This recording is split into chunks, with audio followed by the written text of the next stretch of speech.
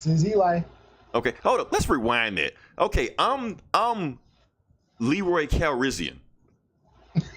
Yeah, that's for this. For this. Okay, so And I'm Eli D2. yeah, so like I said, this is another in the long line of special podcasts we're doing this month. And Eli, we finally come to the end of our grind. Because like I said, this month has been trying for us. We've really been putting in some work this month. So for those listening, this is a strictly solo Star Wars podcast. That is all we're going to talk about this episode. We are not going to talk about the bullshit surrounding the movie. We may have briefly, but this episode we are strictly talking about the movie, what we thought about the movie, what we may have liked about the movie, what we may have not liked about the movie, and go from there. So if you're here to hear a review of our thoughts, fine. The other bullshit, we will address that eventually, some of the podcasts down the road, because we know it's coming and we know other podcasts are already dealing with it right now. That being said, let's just jump into the podcast. So, Eli, did you get a chance? Well, obviously you saw the movie. When did you get a chance to see the movie? I saw it yesterday. Yesterday? Okay. Got a chance to see it yesterday. Let me ask you this. It took me, I didn't get a chance to see it. I've been working all weekend, and, I had to find time. I almost didn't see it yesterday either, but I woke up kind of early and went to a 10:30 showing. Only cost $6. Nice. So, okay. Yeah. So I got to see it yesterday morning. Yeah. Cool. Let me ask you this, and this is part of the bullshit that I'm getting into. How packed was your theater? It was surprisingly packed for 10:30 in the morning. Really? It was a good amount of people there. Yeah. Okay. Like I said, so you got a chance to see it. I got a chance to see it on Friday. Normally, I see these movies usually on Thursday evening, because I want to beat all the sports like that. Like, for instance, Black Panther I saw it Thursday night. Infinity War I saw Thursday night. Deadpool 2 I saw Thursday night. And mainly I wanted to see those because I didn't want to get spoiled by the plot. I wanted to make sure nobody, jumped online and told me anything about the plot. But since it's solo and and it's a prequel about stuff you already know, I had no interest in seeing it Thursday evening because I'm like, how you gonna spoil Solo? I mean, I know he lives in the movie. You're not gonna tell me where he dies or something, Lando is his father or some shit, so. Yeah, I kind of thought the same thing, but then something got spoiled for me, and I was like, oh shit. Yeah, we would talk about that. We would talk about that. Nothing got spoiled for me that I didn't think about, but like I said, I got a chance to see Solo. Got a chance to see it with my mom. Got a chance to see it with my nephew. The family went out, and we got a chance to see it. And my theater was kind of light, to be honest with you, and it kind of shocked me to get it. Like I said, I didn't know of any numbers. No numbers came out Friday night, so I didn't know. But I was just looking out like, whoa, this theater looking kind of light right now. Of course, my nephew didn't give a shit about Han Solo. Probably didn't know who he was anyway. My mom actually was halfway entertained through the movie. She didn't say it sucked. So if my mom didn't say it sucked, I was like, okay, cool. She even at one point, she even asked me at the end of the movie, that black man, was he playing Billy D. Williams? I'm like, uh-huh. She was like, oh. And that's it. That's all she said about the movie. But she didn't say it sucked, so we'll go with that. Yeah, so like I said, the family went out there. Theater wasn't super packed. But like I said, so now we can just jump into it. We're going to handle this a little bit different than we don't handle these other podcasts, because a lot of times when we do comic book movies, we can talk about, oh, what did you think about the character, and where was your first time being introduced to the character? We know when the first time you introduced, Eli, your time being introduced to Han Solo, same time I was. Yeah. So really nothing to go from there. He's Han Solo. But let me ask you this. Now, a lot of people are saying that, why do we even need a Han Solo movie? Like, what is the point of this? Now, let me ask you this.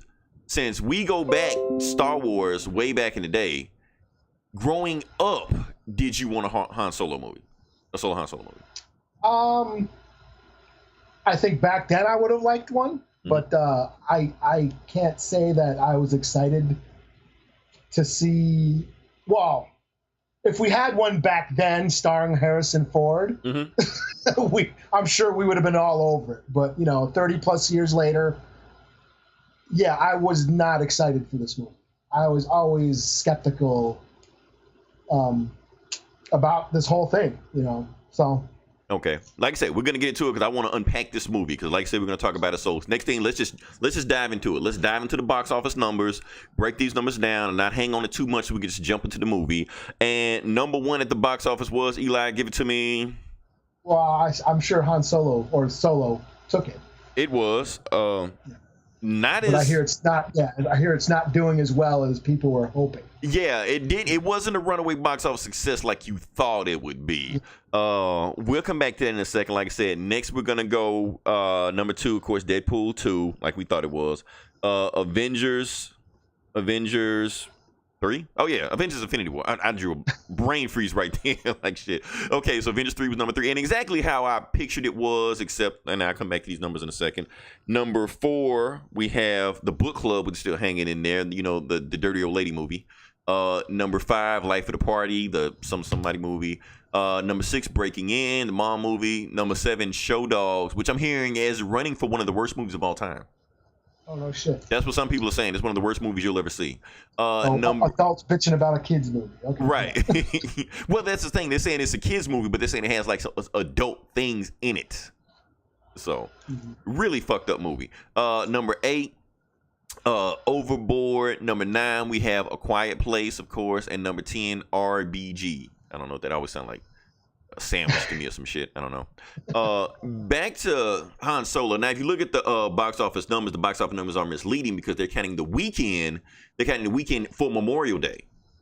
So technically, if you count Memorial Day, then it's including as $100 million weekend. But that's not the case. The actual numbers are 84 million, which is well below what they projected it was going to be. Yeah. Or not even projected what they told us it was going to be. And that's another thing, Eli. I don't know. I think they lied to us. Yeah, someone's lying. Somebody's lying to us. I mean, they projected this movie to be. I remember reading some report saying that Solo ticket sales were outgrossing Black Panther.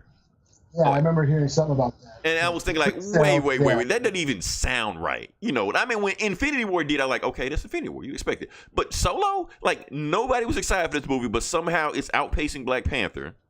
They're saying it's supposed to have like $150 to $120 opening weekend. I'm like, but nobody wants this movie. How is that happening? Then you get these numbers back, and the numbers are exactly what I thought it was going to be before the hype train started. I'm like, okay, yeah, this 83 million sounds more exciting because nobody was excited for this movie, Yeah. To put in perspective, and I'm going to put this in perspective. What are these numbers? I'm going to just pull some numbers out my ass right now because I don't have them in front of me right now, so that's cool. Solo did 84 million, right? Yeah. Justice League did 93 million opening weekend. Yeah, if just to put that into perspective. So it's doing Justice League numbers. Not only that, Solo, because they did the reshoots and Ron Howard had to shoot 90% to 80% of it. We don't know how much he had to shoot. He had to shoot like almost the entire movie. Solo is the highest. It has the biggest budget of any Star Wars movie ever. Yeah, they had to basically shoot 2 movies. They basically had to shoot 2 movies. So this movie, they're saying it's somewhere between 250 million and 300, somewhere between there. That's just production budget, not including promotion, because Star Wars promotes out the ass.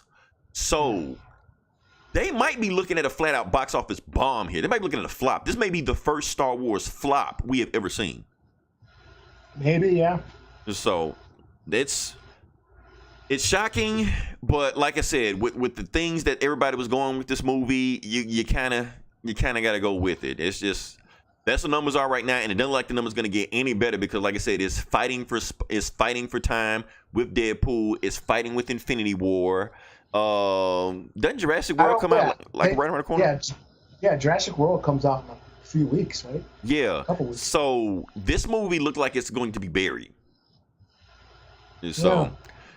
Yeah. I don't know why they didn't do it in the Christmas time. I mean, well, they said I was liking Christmas Star Wars movies. Yeah, but I think they said something about. I didn't look at the Christmas lineup, but they're saying there's so many movies coming out in Christmas time. They think it would have got the same situation would have happened then too.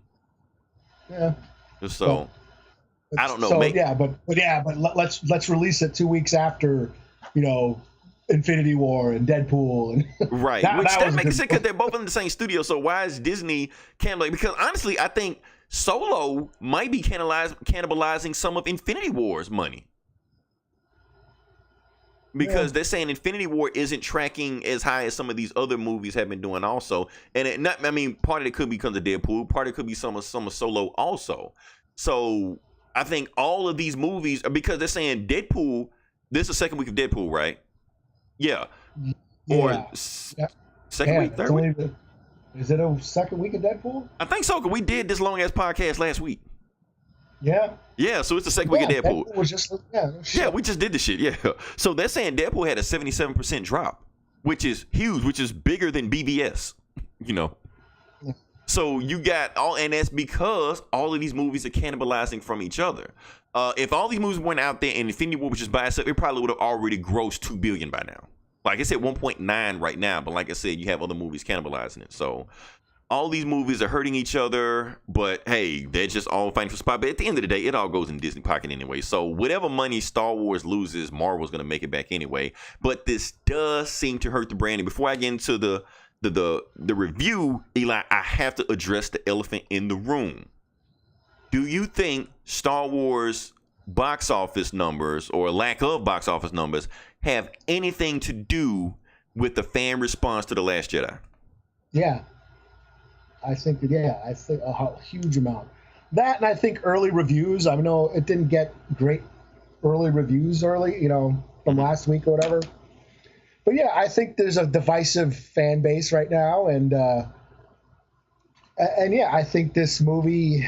I mean, it was doomed from the get-go. I mean, people didn't want this movie, and then all the shitty rumors we had, the firing of directors and all that shit, and just the troubled production. Yeah, and I mean, they didn't even like the title. People were bitching about when they announced the title of the Han Solo movie, right. Solo, and everyone was bitching about that. It's like this movie's just had negative shit going on from the get-go. So it's like it was destined to fail. Like people were like, I think people wanted it to fail. I think there's a big chunk of the fan base were just waiting for the movie to come out just to bitch about it. But that's the thing. But how can they bitch about it when they didn't even see it? That's the thing. That's what they're waiting. Well, it's the internet. You don't have to see it to bitch about it. They want to type. They're ready to type and troll and own some trolls on some comment sections, and that's what they live for. And so typing the same comment, all week. The autocorrect just fills in your comment for you. Basically. Like I said, we're getting off track because, like I said, we said we promised we weren't going to go down that road. Eventually we will. We're not going to go down that road. So right now we are going to talk about Solo, the movie, and what we thought about it, not what the internet thought about it, because we, unlike the rest of the world, actually saw the movie. So Eli, let's do it how we like I said. By the end of May, we're pretty much pros at doing movie reviews by now because we've done this shit so much. So go ahead and give it to me. I'm gonna let you start off. What did you think about Solo? Fuck it, give a spoiler. I don't care. Just give a spoiler. Okay. Well, I liked it. I wasn't particularly blown away by it, but I give it a solid okay. That's the thing is I got to see it again to really. I'm at the point of my life as a Star Wars fan where it's like I got to get past the initial reaction of the movie and kind of jettison my expectations on stuff I wanted to see versus what's presented. And there was a ton of shit I wanted to see that I didn't get to see. I would like to have seen, but I did have fun with the movie. I did enjoy it. It was still fun. I like Star Wars. I mean, I like the prequels. I mean, I bitch about the prequels a lot, but when I came out of the theater, I liked all of them. I mean, hey, that was cool. I mean, sure, I didn't want to hear certain things or hear Vader say no or whatever, but I did enjoy them. And same thing. I mean, I've had worse experiences in movie theaters. So I give it a solid I. It was quite mediocre, I thought, because it's a prequel. There's no real stakes involved, so it's hard to be emotionally invested in a character that you kind of know how things are going to turn out. I thought towards the end it got interesting. There was a part at the end where I was like, wow, that's cool, and I was intrigued, but then it was almost over, and then the movie it was like wrapped up and ended, and I was like, oh shit. Well, it finally got interesting to me at the end. But yeah, I mean, seeing the Millennium Falcon do shit, seeing the Kessel Run was cool. The train robbery scene was fine. It reminded me of Firefly, which then turned, or Cowboy Bebop, those space criminal stories, And that's the thing is, like, Joss Whedon has gone on record saying Firefly was heavily influenced by Han Solo and the Millennium Falcon. In fact, I mean, right here. Yeah. In fact, if you look closely, in every episode of Firefly, there's a prop of Han Solo frozen in carbonite in the background of every episode. I haven't seen him in every episode, but I have seen that prop. So, and that's what Firefly is. So it's like, it's got that, was it John Carter effect, where you've seen this story so many times, and the Han Solo mythos in Star Wars, the space outlaw has influenced all these other movies and science fiction stories, and here Star Wars has taken it back to that, and it's a story we've already seen, right? So kind of like Zorro. Like Zorro inspired like Batman and all the stuff like that, but who wants to see a Zorro movie, right? I see what you're saying. Yeah. So I mean, I want to see it again to fully, because they kept there was so many references, and I was like, oh, whoa. I was like, yeah, I want to see that. They mentioned Bosk, and I'm like, oh shit, Bosk. Oh, and Bosk doesn't show up. Okay. I don't know the fuck that is, but okay. He's one of the bounties. He's that lizard bounty hunter. Like, the one with the feet. The one with the feet. Yeah. Okay. Yeah. And he snarls at Piet in Empire. Okay. Yeah. They mentioned Aura Singh. What's his name? What's Woody Harrelson's character's name? Beckett. Beckett. Beckett killed Aura Singh. I'm like, really? Well, I want to see that. Where's that movie? It's like they kept mentioning, Terrakasi, that fucking video game, that fighting Star Wars game from back in the day. When they said that was a cool reference, but it also gave me PTSD even hearing that name. Yeah, because that's the worst fighting game I've ever played in my life. Oh yeah, I broke a controller throwing it. Playing that. Like, why would you mention that? Like, don't do that. Yeah. So it's like, oh yeah, that fucking game. So it's like they kept mentioning all these cool things, and I'm like, wow, I would like to see those instead of what I'm seeing now. Because what we were seeing were stories we've heard about before. It's funny how you said about the Terrakasi. We don't even see Terrakasi.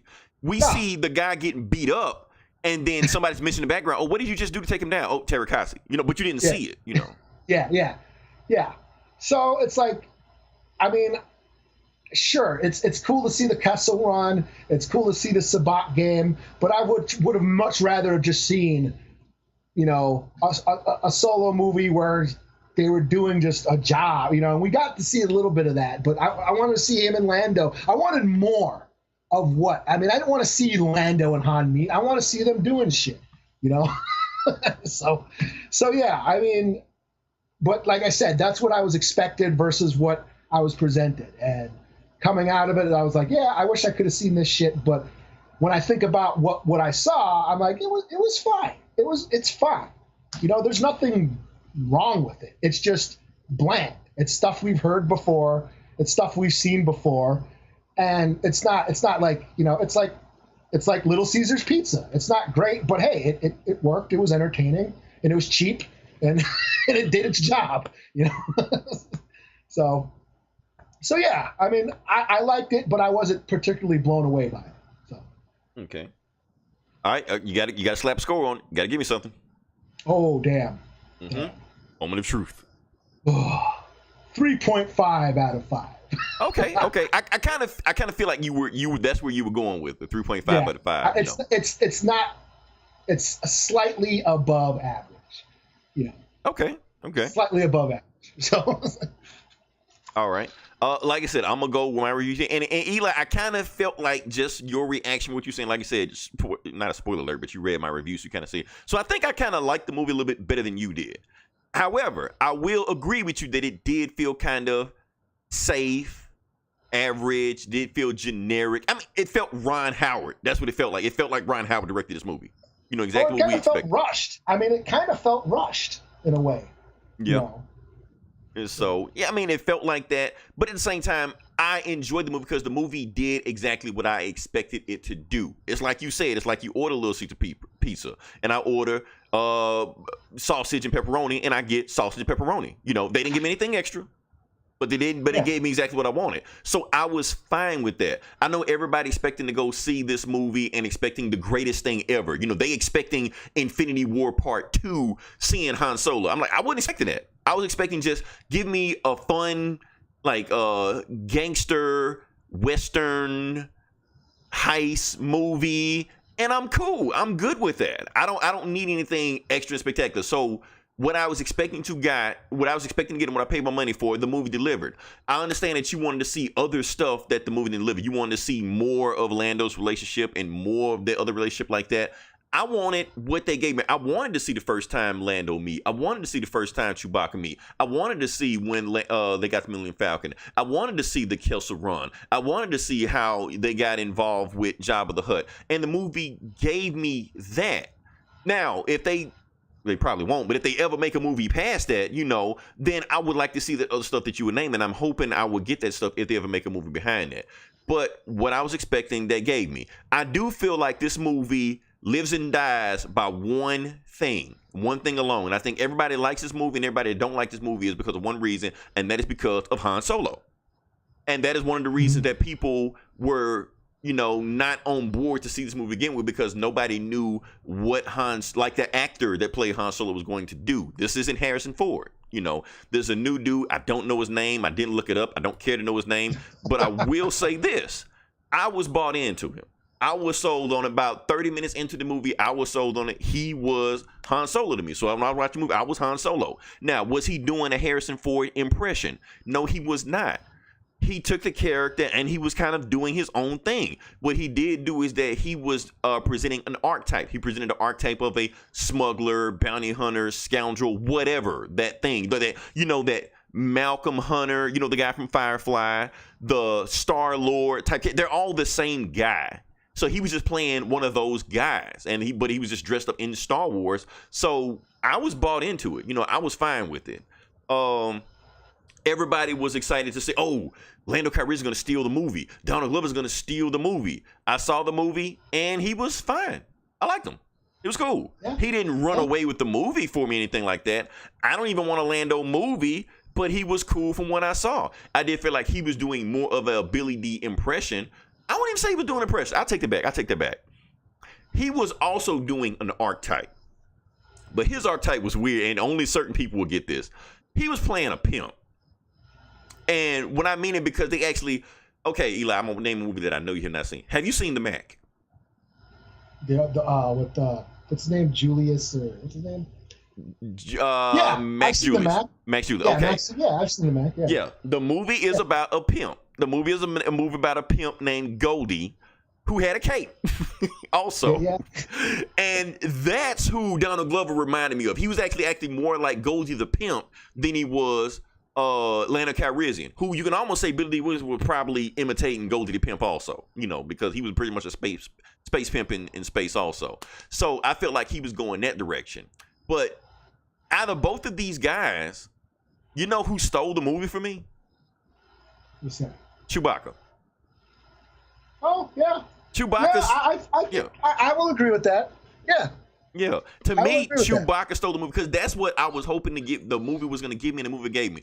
Because it felt like in this movie, for the first time, Chewbacca was an actual character in the movie. It felt like he was a part of the plot, a part of the story, where in the other movies, he just felt like a pet. That's all he just felt like. He just felt like a pet. Where in this one, he feels like he's involved in the action. He's involved in the story. He has a arc. Chewbacca has a arc. That has never happened before. You know, Chewbacca actually gets a action scene onto himself where he gets to just cut loose. So I'm like, okay, they finally given us Chewbacca where he's actually feels like he's part. Like we all remember at the end of A New Hope. You know, when Leia was giving everybody medallions except Chewbacca. Like, come on, she get the droids medallions. Chewbacca didn't get one. You know, he's just a dog. Yeah, he's just a dog. That's it. He's just there. But in this movie, he feels like he's a part of the plot. Matter of fact, like the crew that rescues Han and Chewie, they don't even want Han. They want Chewie. He's just there with them, you know. So I kind of like that. You know, he has his arc where, you know, he's just trying to find, and they almost make a reference to the Christmas special. Yeah. They almost, but it's vague and ambiguous. You know, they quite say, is he talking about his tribe or is he talking about his family? You know, so if you want to say the Star Wars specials are canon, you can say that now. But if you want to say they're not, you can also. So you can go either way with that. Everybody else in the movie pretty much plays their character. Woody Harrelson is Woody Harrelson in space. It is what it is, you know. Who else? You got Thandie Newton. She's there. Whatever. She's cool, but she's barely there. Amelia Clarke is in the movie. She's playing the femme fatale that you see in these westerns and these spy movies and things. She's playing that same archetype you always see, you know. Hey, any Amelia Clarke in the movie is a plus for me. You know, I don't even watch Game of Thrones, but I'm like, hey, I'm on board with her. You know. So like I said, I enjoyed the movie. They gave me the Kessel Run. Eli, I told you this 3 weeks ago. I told you this a month ago. If they give me the Kessel Run, I'm gonna give this movie a pass. That's all I have to do. And that was probably the coolest part of the movie. Exactly. But here's the thing, Eli.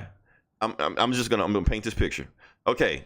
Right before the Kessel Run was about to start, and they were building it up to it, and Lando was like, "You can't do the Kessel Run that fast. We will die. Nobody's ever done it faster than 20 parsecs." And, you know, Han Solo like, "Don't tell me the odds," or whatever bullshit he said. You know, and he's getting ready to start the run.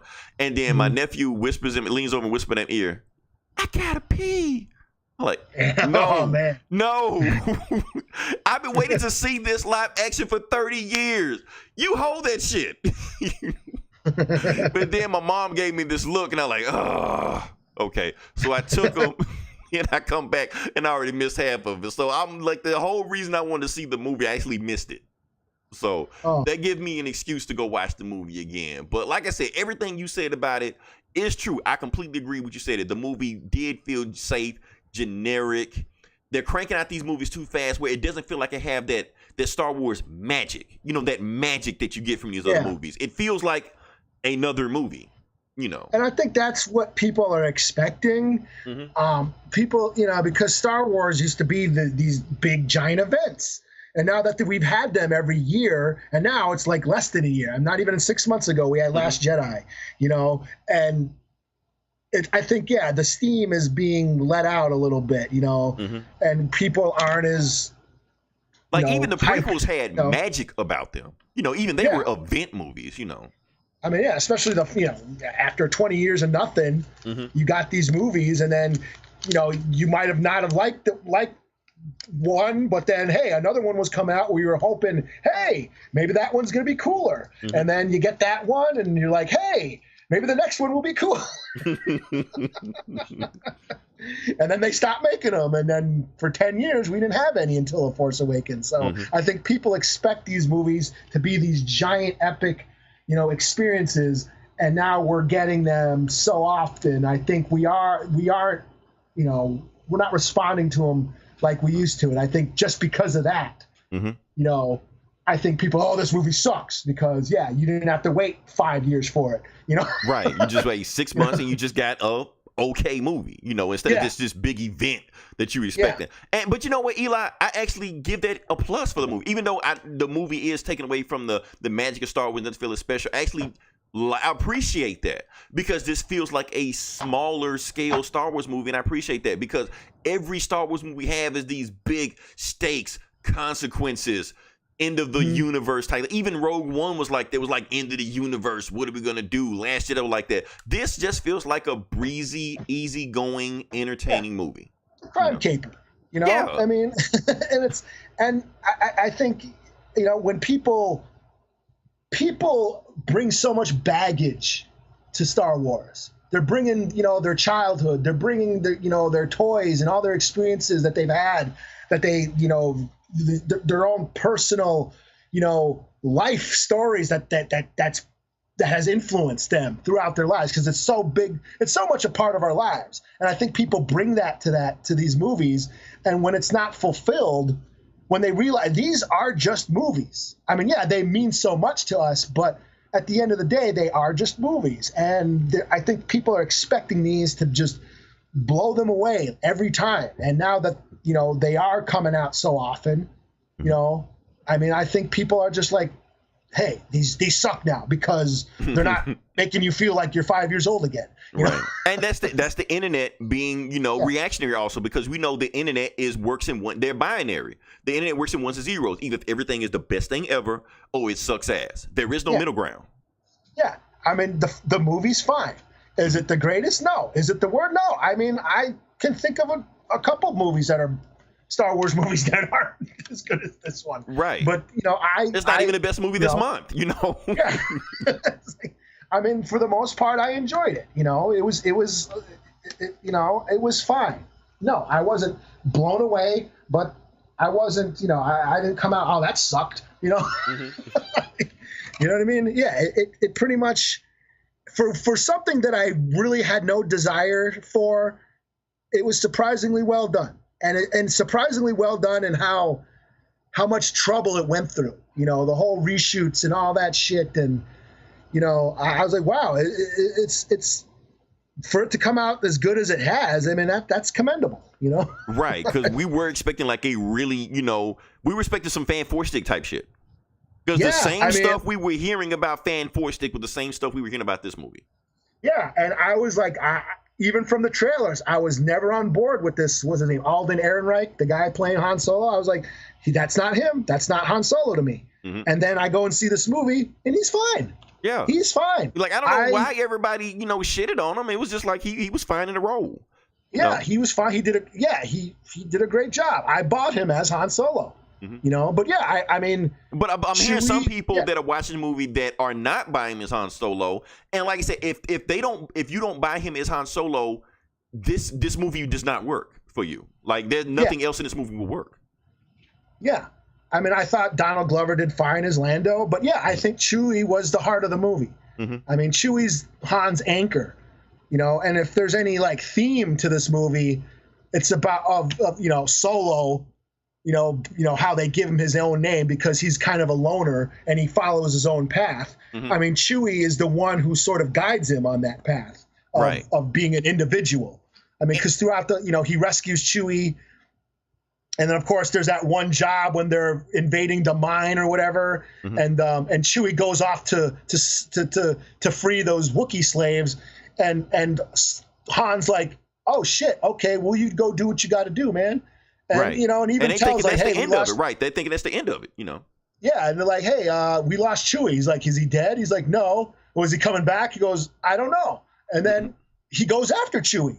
There's that constant thread of Han always sort of doing whatever the fuck he wants, in whatever situation he's in. And that's essential to Han's character, to who we see in the later movies. And I thought, well, they nailed that at that aspect. Right. So, and I think that was it's like you're saying, that's the best part of the movie, Han's and Chewie's relationship. That makes the movie for me, That's when it got fun. Yeah. I mean, when Chewie, I'll admit, when they threw him in that pit and like feed him to the beast, and I'm like, oh shit, is it going to be a Rancor? Right, Rancor or something. That's what I'm thinking. Yeah. Yeah. Ever since Return of the Jedi, I've been wanting to see a Rancor. For some, I don't know why I didn't think it was going to be Chewie. Like, that never occurred to me that it was going to be Chewie. I was yes, please be a Rancor. Please be a Rancor. Not a cartoon Rancor like on the Clone Wars. Be a Rancor. I want to see a Rancor again. And then. And then Chewie came out. I was like, "Oh shit, it's Chewie!" Right. And I perked up. That's when the movie got fun. That's when I perked up and okay, because before that, it was like 20 minutes of introduction of characters and exposition. He's fighting on some planet, and it's so dark. You couldn't even see who they were fighting. Like, who the fuck are they shooting at? It was all foggy. To be honest, I like that part. When they was fighting on the planet, fighting the war, that was interesting to me because it was like, okay, Han Solo signed up to be in the war, and then he gets to the war, he's like, man, fuck this shit. You know, I'm out. The first chance I get. You know, I like that part. But I noticed that, like, the film was so, like, even when they're on Corellia and they're, you know, they're doing all those crimes and shit. Like, it was so dark and gritty. And then once he gets with Chewie, once he frees Chewie, then the sun comes out. I noticed they're flying off planet, and all of a sudden you see the sun. Like that, all of a sudden there's hope once he gets with Chewie. And the movie brightened up after that. Then there's scenes in the desert, and then you're in the mountains and shit, you know, where it got brighter. I'm saying, you know, and I think Chewie was part of that. Chewie was the heart of the movie. Because I like the last scene of the movie. Like you said, his name was Solo because he was alone. He didn't have anybody. But the last scene in the movie is Han and Chewie flying off into space together. You know, so they're like, you know, they're that 1-2. That's to me, to movie, like when Chewie shows up, the movie turns, to me, it turned into a buddy cop movie. You know, because it did feel like that Han, even though the movie's called Solo, it did feel like it was both of their movies.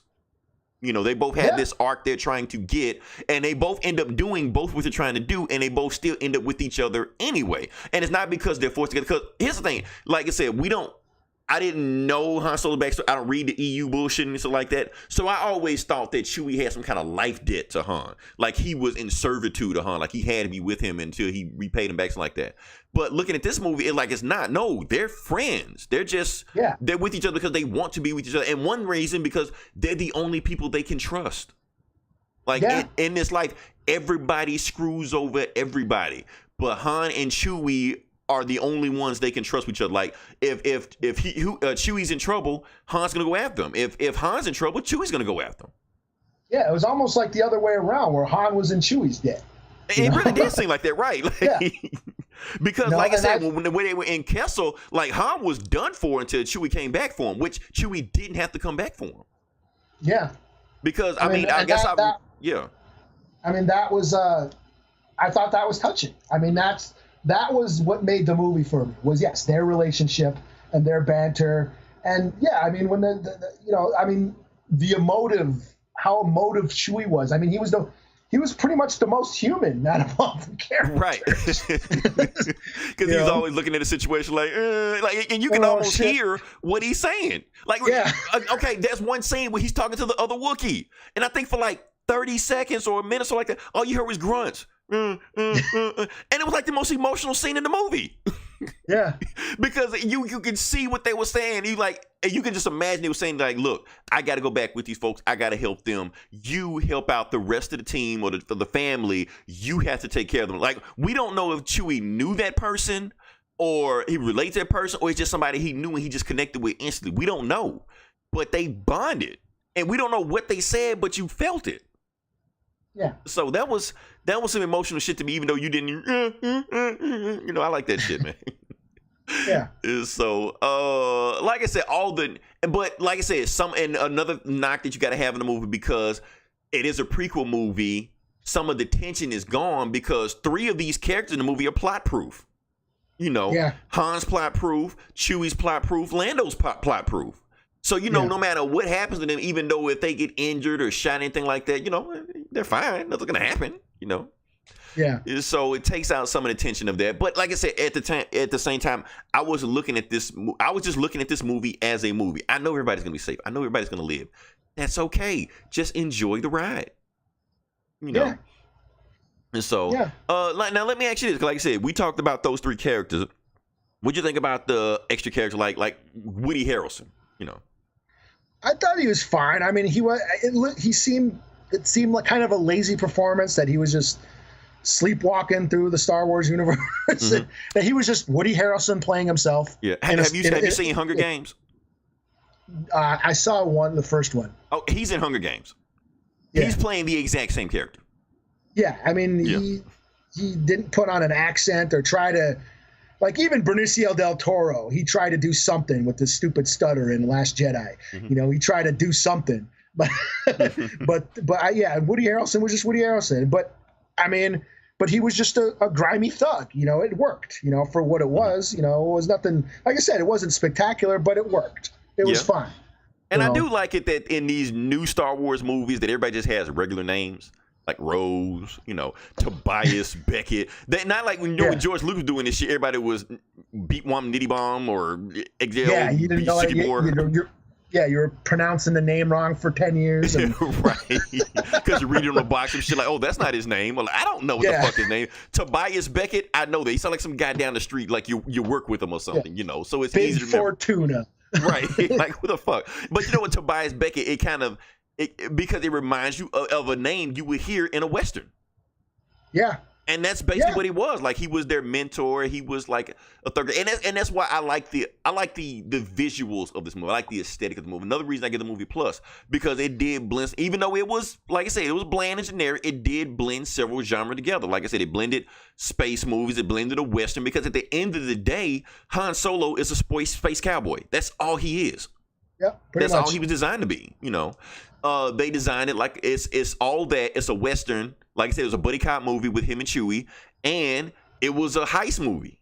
Because basically what the Kessel Run was. And like you said, the train sequence, that's a train sequence lifted right out of the old Westerns, which Firefly took from that, and just like Solo took from that. That's all it was doing, was doing a Western in space. Yeah, the Great Train Robbery. Exactly. That's all it was the doing. Western trope. Yeah. Yeah, and I thought that was pretty interesting, with the train that started flipping upside down, and the stormtroopers started coming out shooting them, even though they were stuck to the Han Solo. And then even the pilot, and that's a funny thing about it, like every pilot in this movie not named Han Solo either gonna die or get fucked up. Because it's gonna give Han Solo a chance, like, oh, I told you I could prove myself, like the space monkey or whatever like that, the pilot they had, I feel like, and we had that death scene in the movie. I don't know, I felt it kind of touching. He was just saying, I have this girl that I want to be with, and I wanted to open up this business when I was going to die, and he just took forever to die, Yeah. I just thought it was pretty interesting. That was, and there were, like I said, there was a few parts, like some twists and turns that I didn't expect. Mm-hmm. I didn't expect that crew to die, like on the first job. Right, because I'm pretty sure they pulled another fake trailer scene in that also. Because I remember some other scenes in that movie. Yeah, in that trailer that we didn't get. I didn't expect Thandie Newton's character to die. Mm-hmm. I didn't expect that four-arm monkey guy to die. Mm-hmm. And like the whole crew got wiped out. Right, and Beckett didn't even care, And I was like, holy shit! I mean, and Han and Chewie were the only ones left, and I was like, whoa, okay, well now he's forced to work with them, and then that So I didn't expect that, And so threw a curveball. So that was a surprise from there. And then he's kind of forced to work with them. But at the same time, Beckett is kind of a mentor, but he's not just a mentor to them. He kind of teaches them not to trust anybody. And like I said, spoiler. And I didn't see that. I didn't see that coming at the end. I didn't expect. Oh, go ahead. Are you talking about Beckett? I'm talking about Beckett. Right. Yeah. I didn't see that either. But at the same time, I didn't expect Beckett to turn on. But let's talk about. We forgot about Paul Bettany. Yeah, he was there. I just like the fact that he's like, Josh Bro's not gonna be the only person getting this 2 movie money. I'm gonna do it too, No. But Paul Bettany was there. He served his purpose. Now who was he? That was actually recast. There was another person supposed to play Boss Drayton in that movie. Okay. Remember The Wire? Yeah. Remember Omar? Michael something Williams, that guy? Yeah, the guy with the scar on his face? Yeah, he was supposed to scar. Yeah, he was supposed to be that guy. Yeah. Yeah. And in the Lord and Miller version, he was that scene. So when Ron Howard came in, he completely cut all of his scenes. Yeah, and said he was written completely out of the movie. I think he was on Twitter, something like that. Like, yeah, I was in the Solo movie, but now I'm not in the Solo movie. Oh, well. And then he just moved on, and that was it. So Paul Bettany was playing.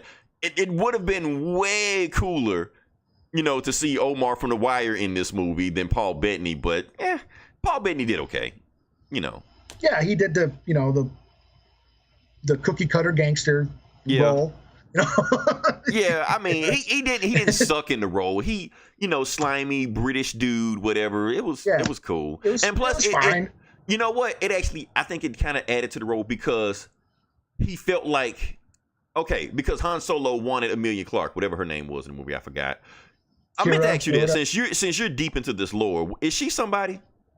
No, not that I know of, no. Okay, moving past that. Okay, so, like I said, she's the ex, and since we got Paul Bettany here, you know, he comes off like, you know, we don't know what their relationship is, but you can kind of say she may be the new boy, he may be the new boyfriend or something like that. So that obviously right there gives animosity between Han and this guy. You know, Han's like, I got to take this guy out, but at the same time, he's got money, he's got power, you know, he's got my woman, you know, I got to find a way to take this guy down, you know. So I kind of like that. Even though at the end of the movie, she was the one who took him down, which I was okay with that. I was okay with that, you know. And it seems like they're going to establish her. I mean, if they are going to go into sequels, more sequels with this, it seems like they are going to establish her as a criminal figure. Right, because she becomes a crime boss. Right, she becomes a crime boss at the end, you know. Yeah. So that's her role in the movie. So she looks like she has a bigger role. And can we do the spoiler now? The big reveal? Okay. Oh yeah. Let's say it. Let's just put it out there. Okay, so apparently she works for the Crimson Dawn. The Crimson Dawn was the one trying to get all the stuff like that. And Paul Bettany was not the head of the organization. The head of the organization was Eli. Give it to me.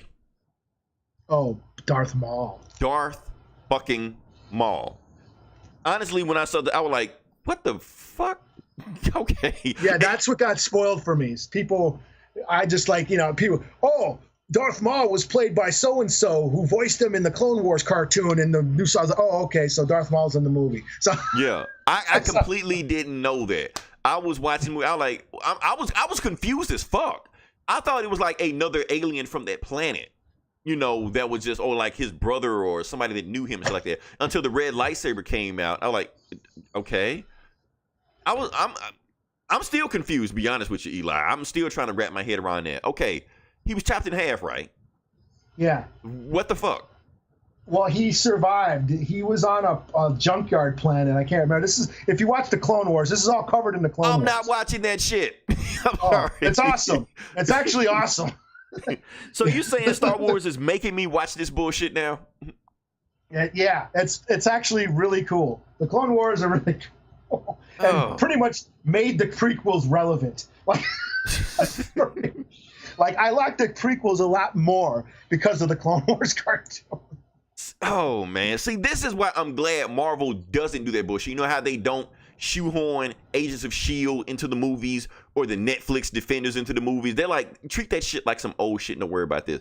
But Star Wars seem to be doing the opposite effect. They seem like all these characters that you saw in, like you said, the Clone Wars, and what was the other show, Rebels or some shit? Rebels. I haven't really watched Rebels, so apparently there were some characters in Rebels that showed up in Rogue One. Yeah. Like Forrest Whitaker, isn't Forrest Whitaker a character on there? Yeah, he was also in the Clone Wars, a young, like before the Rebels show, he was in Clone Wars. Okay, so I don't have time. Originally in Clone Wars, yeah. I don't have time to keep up with all this shit, man. I just watch this shit how it is. But now you throw Darth Maul, and I'm like, what the fuck? Yeah, I gotta watch all this shit to understand why the fuck is he even alive? Because they probably won't make another movie, so they'll be like, oh, Darth Maul, never mind him. Don't worry about it. The Night Sisters trilogy is. If you're going to watch any episodes, watch the Night Sisters trilogy on the Clone Wars. It's like season 2 or 3. Yes, and it explains the whole Savage Opress, which is Darth Maul's brother, and all that shit. And it's really cool. But yeah, he survived.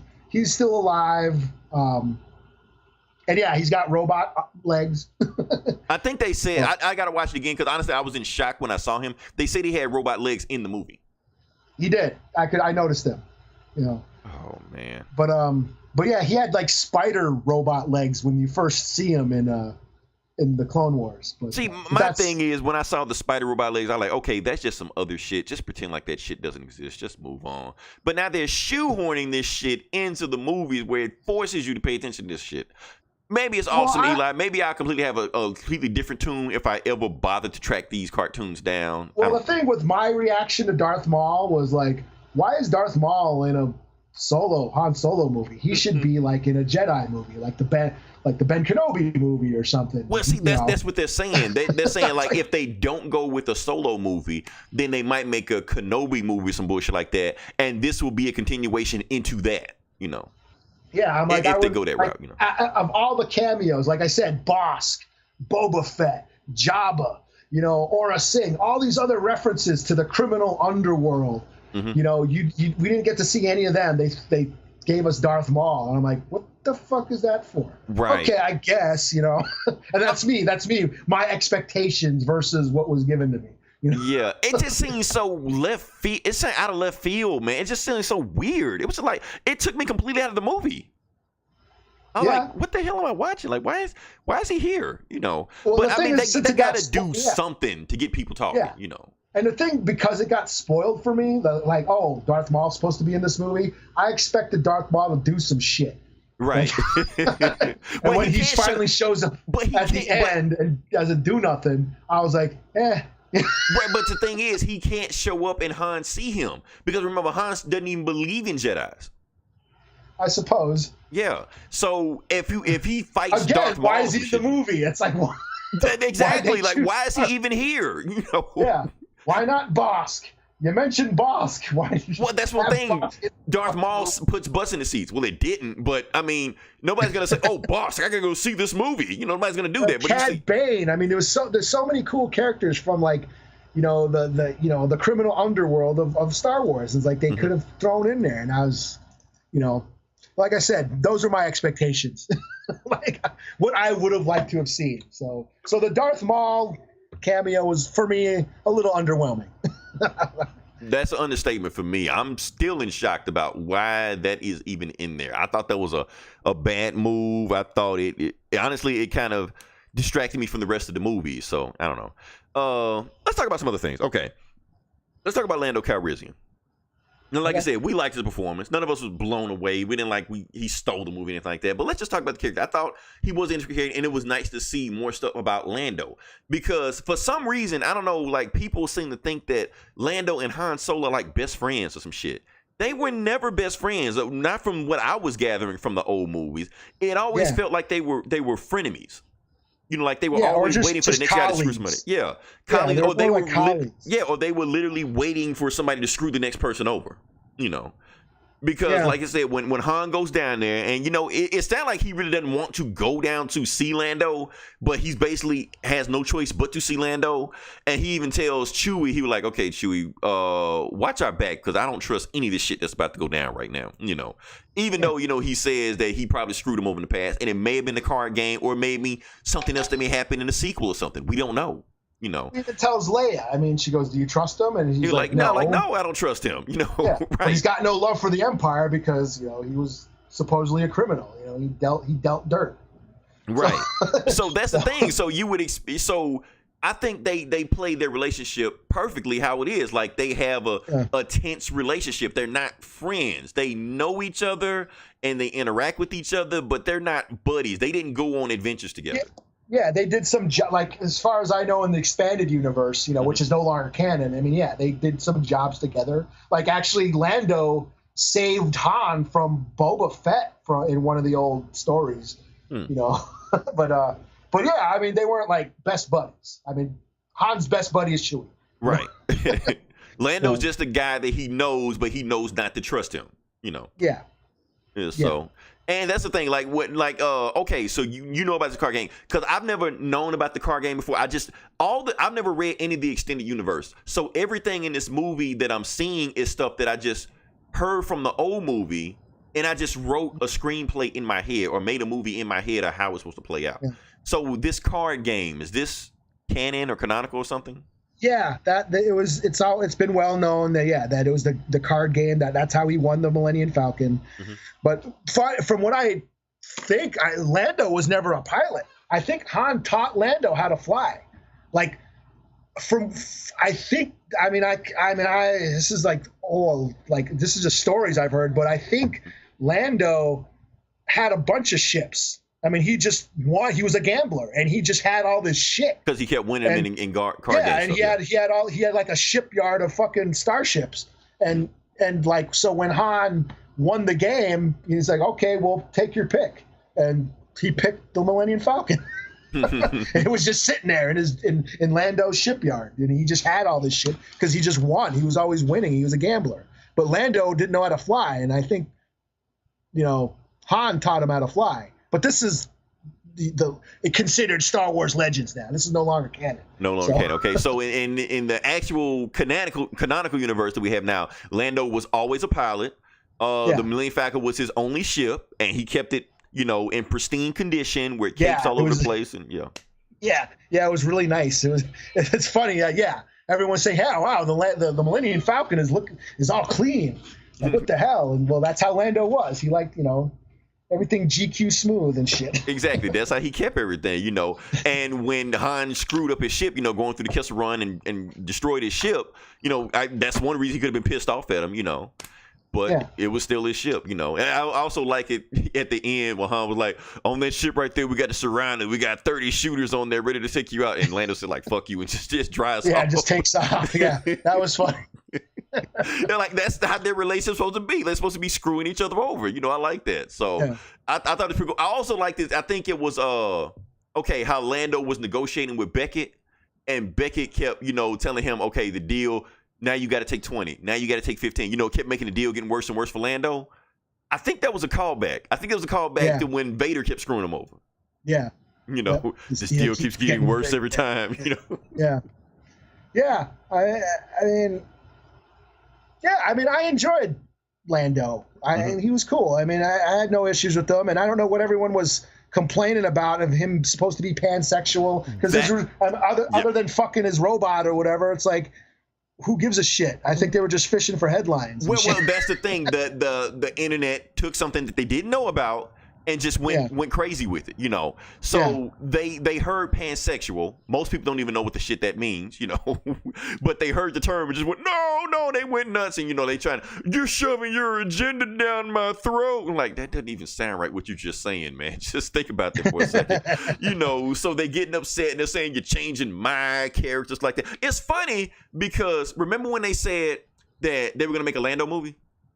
Yeah. Even though it was fake, they actually not making a Lando movie, but they were fake. They was fake and saying that we're gonna make a Lando movie. So people kept bitching, I don't want a Lando movie. Why did they make a Lando movie? I don't give a shit about Lando. The very next day, they said he was pansexual.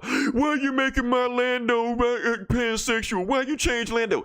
Just yesterday, you didn't give a shit what he was. Why do you care now? Saying they changed their character. And at the end of the day, it's just saying that, he fucked the robot. So technically, yes, that's pansexual. Yeah. It's a vibrator. It's a big giant vibrator. It's a big giant vibrator. Yeah, it's whatever. He fucked the robot, whatever like that. Oh, what you think about the robot anyway? I didn't mind it, but I can see how some people would. Some people say it was an agenda, Yeah.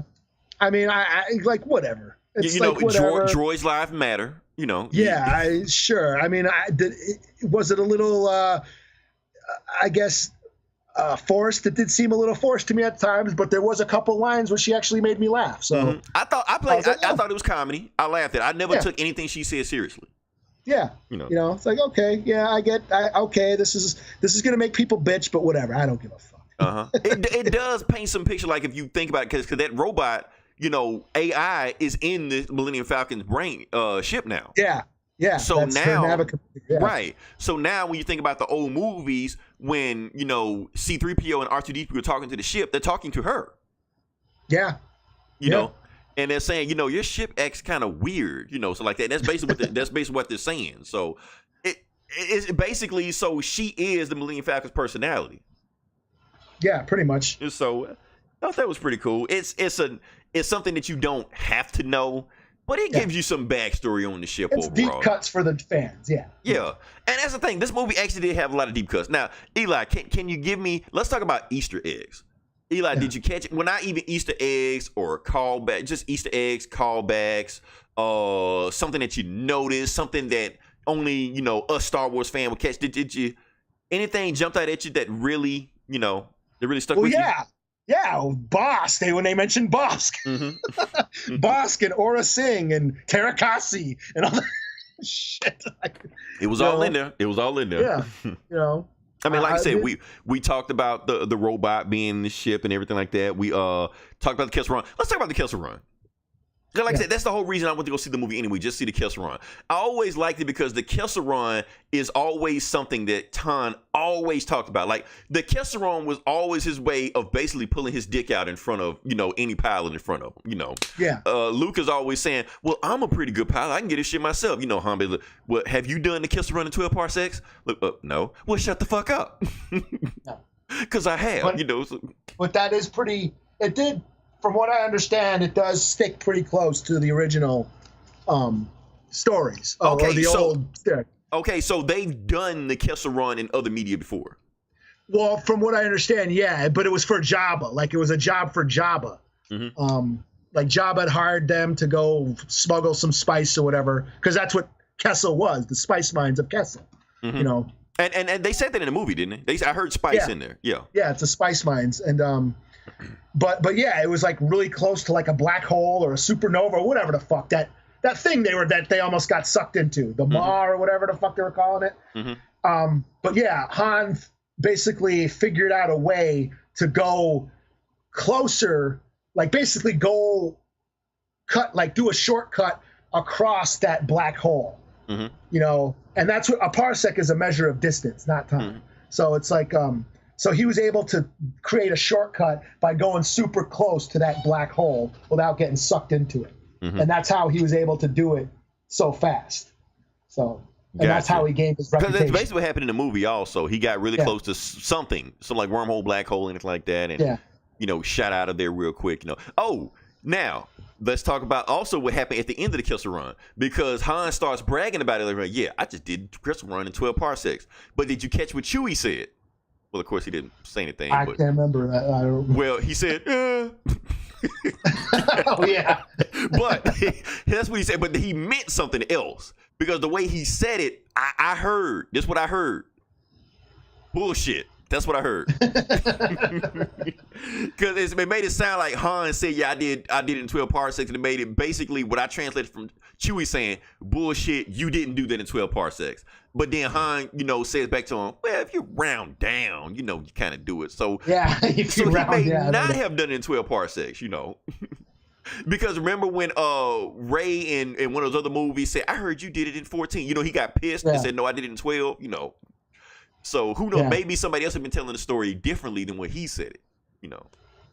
Yeah. And so I thought that was pretty funny there. You know, just saying that. And here's the thing about the Chewie thing. Like, you know how it's funny because everybody thinks about I Am Groot now. And Chewie Yeah. does remind me of I Am Groot because, you know, he's saying something, but he's meaning something else. And it's funny because I Am Groot got it from Chewie, but it seems like Chewie got it from I Am Groot, if it makes any sense. Yeah. Yeah. So it's weird. You ever seen Pootie Tang? Oh, yeah. Okay. Here's the Yeah. thing. If you watch Pootie Tang enough times, you can understand what he's saying. Yeah. It's weird as hell. Another thing. What else? Quick little thing. Tobias Beckett gave Han his blaster. Yeah. You know, through that. We didn't get Chewie's crossbow. Where did he get his crossbow from? Wait, didn't he have that crossbow in Revenge of the Sith? No, I didn't didn't? see it. No. See, now you He, gotta make me watch Revenge of the Sith now. Yeah. He got his bandoliers though. He did get that. He did get that. Okay. Trying to think what else. What about this? Yeah. This. Should we talk about that? Enfys. What's her name? Enfys Nest. I mean, that we new- can, but I don't know anything about her. Yeah. Well, she's a brand new character, and that's what I was talking about. Like, you know, because she's, you know, they're the part of these marauders that were constantly after, you know, the score. Like everything Han and Beckett were trying to steal, Mhm. they were after. What was it called? That fuel or whatever. I forgot the name. Hyper fuel or whatever the fuck. Whatever it is. The MacGuffin. Yeah. Yeah, that shit. They were constantly being, you know, tracked by these group of thugs that were out to rip them off. Mhm. And then it turns out at the end, when they show up at the desert planet at the end, or that whatever world it was, and then she takes off her mask, I thought, you know, because she was like a multiracial woman, Mhm. for a second I thought, was that Beckett and Thandie Newton's daughter? And I was Okay. like, whoa. 'Cause But then it honestly, turns out no. Yeah, she was just some. I mean, because they hung on her. They hung on the frame of her taking the mask off like a really, really long time. Yeah. And Like then they some really want to make her important. Music play like dun dun dun dun. I was like, oh, is she supposed to be somebody? Yeah, I And was that's like, what I because thought for a second. honestly, because I knew she was in the movie. Like she kept chasing after and stuff like that. But I didn't think twice about her. So when she took off the mask all slow and they panned in and music, I'm like, why are we treating this like so important? And she's But nobody, that's- you know. Yeah. But that's where the movie got interesting for me, when it turns out that they weren't just common criminals, that they were actually working for the rebellion. Yeah. And they were trying to steal the hyperfuel for the rebellion. I was like, okay, now I'm super into, like, before that, this was all just prequel legend stories that I've heard about that I already know. Now the movie got interested on that moment. I was like, oh, okay, well, let's see how this goes. Then she went, we're on the same side. You should join the rebellion. And I'm like, well, shit, you just killed Beckett's crew. What the fuck? This is complicated. And that's where, like, the movie got intriguing for me. Mm-hmm. It just sucked that it was like the last 20 minutes of the movie. Right. Because it was some media. I mean, once she got to a story, and then she said she was with the Alliance. Because if basically the movie is about Han was the one who financed the Alliance. It's pretty much, yeah. He may or may not have known that, but that's what he did. Yeah. So they could have had more of that, But I guess there was so much other stuff they tried, because they had to squeeze in so much fan service of stuff we wanted to see, like the car game, the Millennium. They didn't have enough time for that. Yeah. Like they could have made, because they don't know if they could have actually made that the plot of the second movie. Something, yeah. Yeah. So. Or just work in. Yeah, I mean, I don't know. I mean, I'm not going to sit here and try to write another movie in my head like every other fan does. Yeah. I'm just saying, I'm just responding to what, like I said, what is being presented. And I do want to see it again. As mediocre as I felt the movie was, I want to see it again to get a fresh perspective.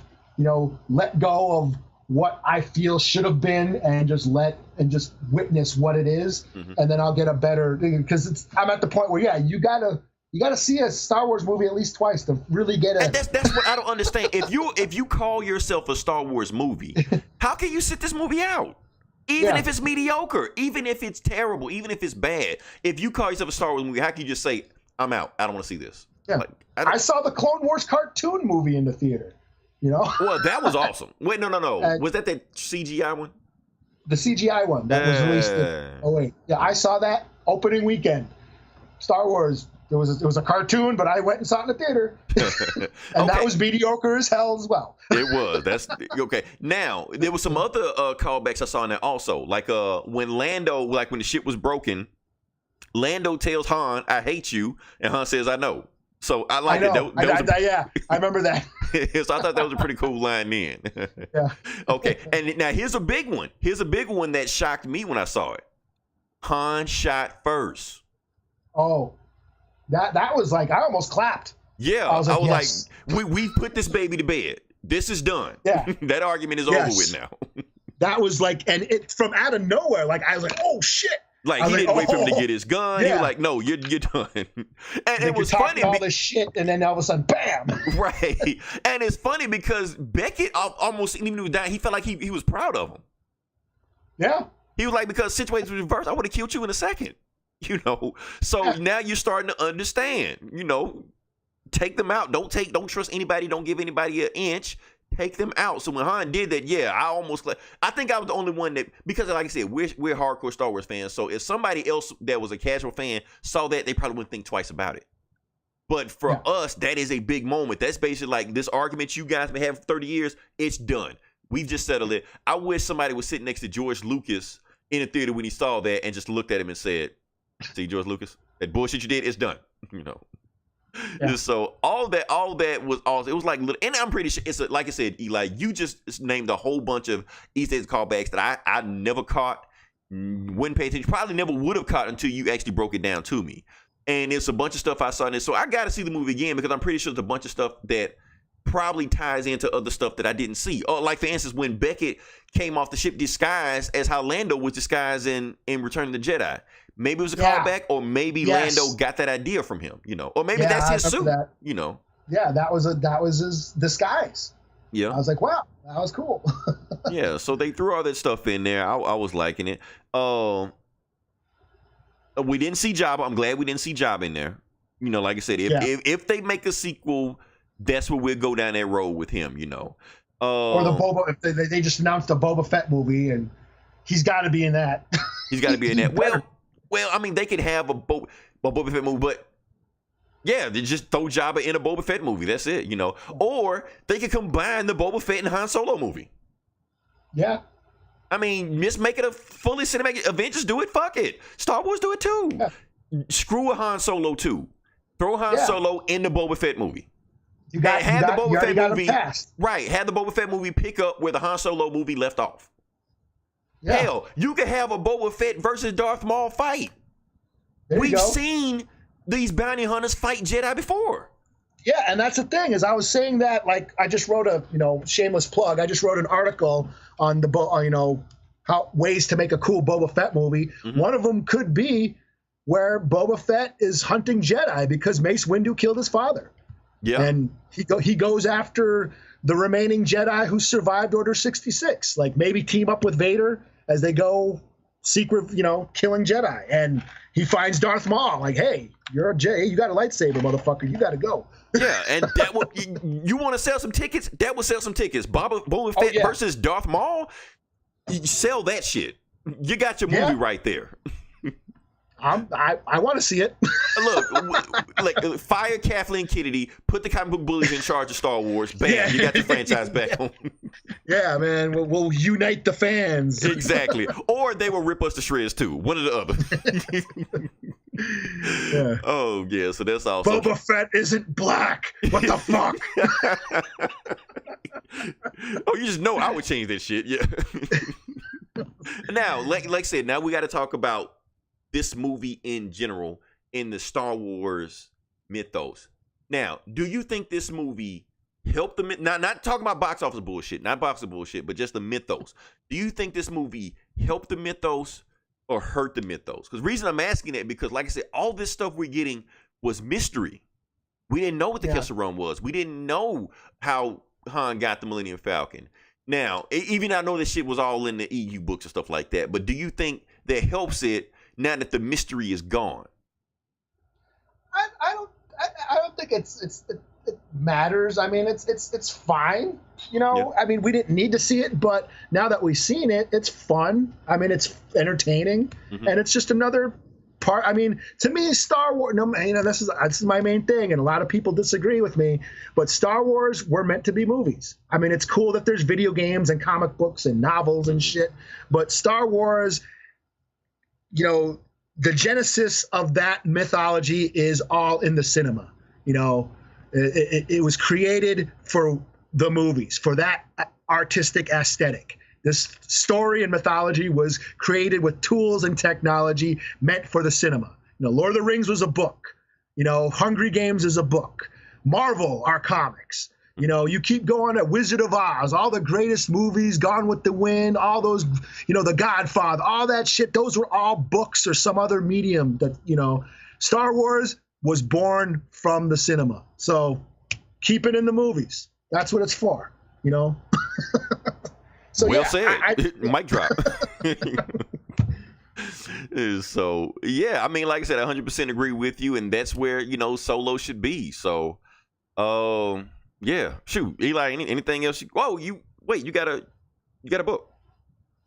Oh yeah, I guess we can do a comic book. Yeah, just one. I'll let you have the floor. We'll pay some bills, I guess. Finally do a comic book bully podcast, yo. Yeah. So I didn't really read. I have my stack of pull lists collecting dust because I haven't read it this week. But I decided to go back and read some old Star Wars comics. And I read the Lando miniseries from a few years back, which I never read, and I gave it a whirl, and yeah, it was pretty cool. It's basically written by Charles Soule, who's doing he's doing Daredevil and some other books I can't remember, but this is basically takes place in Lando's early days as a gambler, and he's a heist man, and him and his homie Lobot. You remember Lobot? Yeah. The white guy with the robot thing. The headphones. It looked like he's bald. He's got the headphones and whatever. Yeah. Well, Well, it turns out Lobot is, part cyborg, but he was more human back then.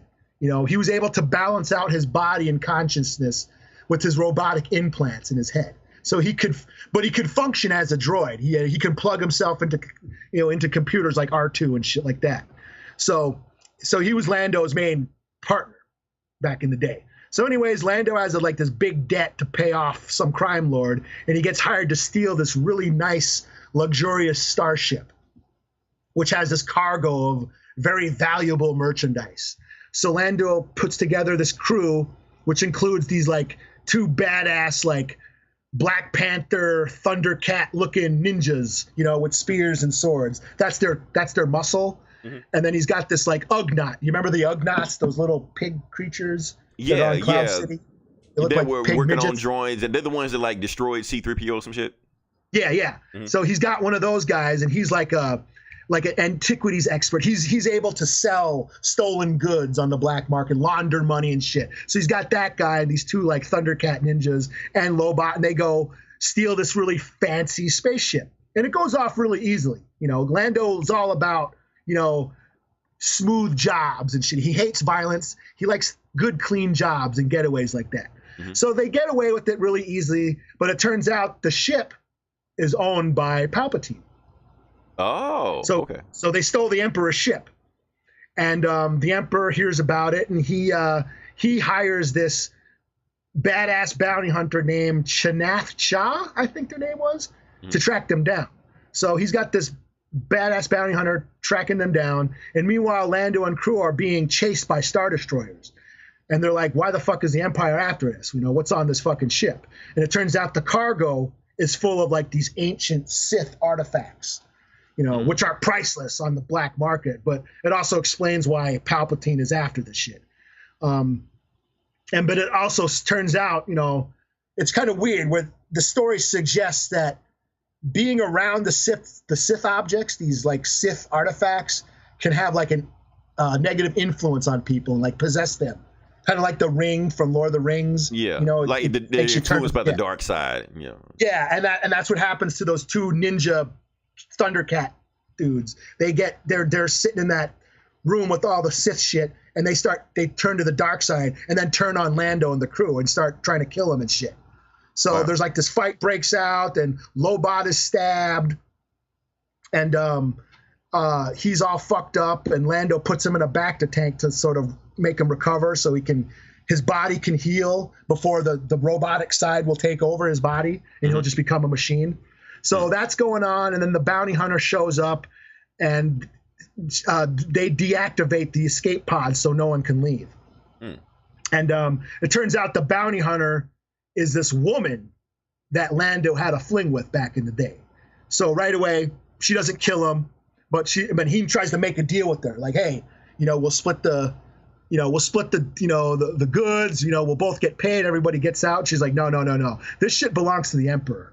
You know, if this shit turns up on any black market, I'm dead. You're dead. No, we got to destroy this. If you want to live, we got to destroy the ship, because that's what I was paid to do. I either got to kill you and return the ship or destroy it, you know, or the Palpatine's going to kill me, you know. But then the ninja Thundercats show up, and they're all, you know, influenced by the dark side, and they attack, and the fight happens and shit. And Lando ends up activating the self-destruct sequence on the ship, but they can't escape, because the escape pods are deactivated, and Palpatine had the reverse codes destroyed as a failsafe for thieves, just in case thieves try to, you know, steal it, that they could never escape, you know. So they get into this, you know, the fight and shit, and then, you know, they grab Lobot out of the bacta tank and like, dude, you gotta, you know, reactivate these escape pods. So they plug him, but he's still fucked up. But they plug him into the computer, and he reactivates the escape pod, and they escape. But